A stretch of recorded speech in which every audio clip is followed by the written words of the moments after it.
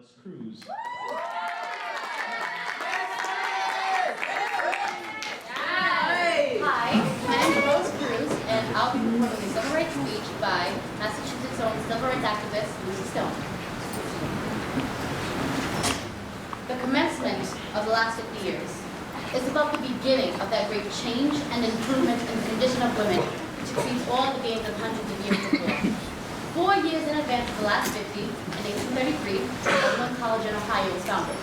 Its charter declared its grand object: to give the most useful education at the least expense of health, time, and money, and to extend the benefits of such education to both sexes and to all classes, and the elevation of the female character by bringing within the reach of the misjudged and neglected sex all the instructive privileges which have hitherto unreasonably distinguished the leading sex from theirs.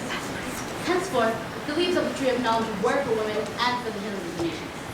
It shattered the idea, everywhere pervasive as the atmosphere, that women were incapable of education and would be less womanly, less desirable in every way if they hadn't. However much may have been resented, women accepted the idea of their intellectual inequality.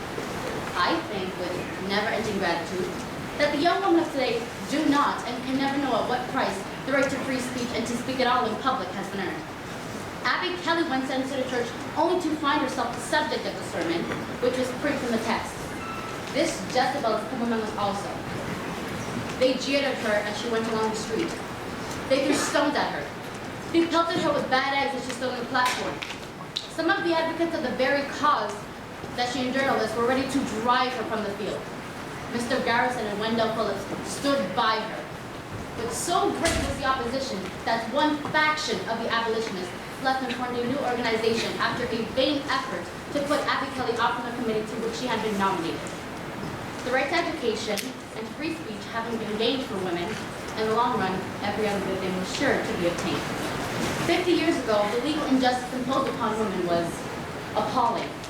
Wives, widows, and mothers seemed to have been hunted up by the law on purpose to see in how many ways they could be wronged and made helpless. A wife, by her marriage, lost all rights to any personal property she might have.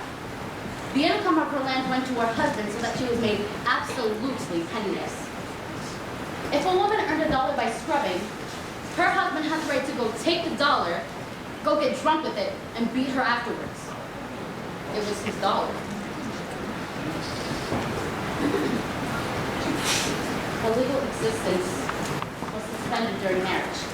She could neither sue nor be sued. If she had a child born alive, the law gave her husband the use of her real estate as long as he should live and called it by the pleasant name of the estate by courtesy. When the husband died, the law gave the widow the use of 1/3 of the real estate belonging to him and called it the widow's encumbrance. While the law dealt with regards to her property, it dealt still more hardly with her in regard to her children.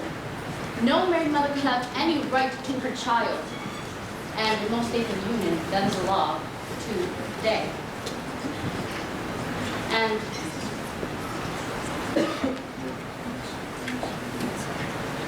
in most states, that is the law today.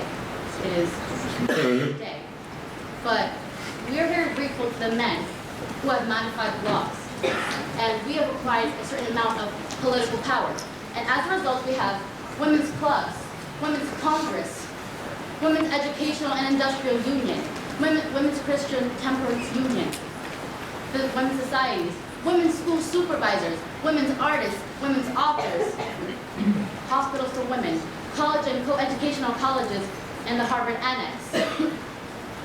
But what toil and patience and beautiful law of growth has this been wrought?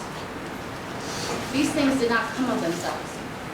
What we need to do is to continue this law by speaking the truth fearlessly and seeing things in the side of equal justice and truth.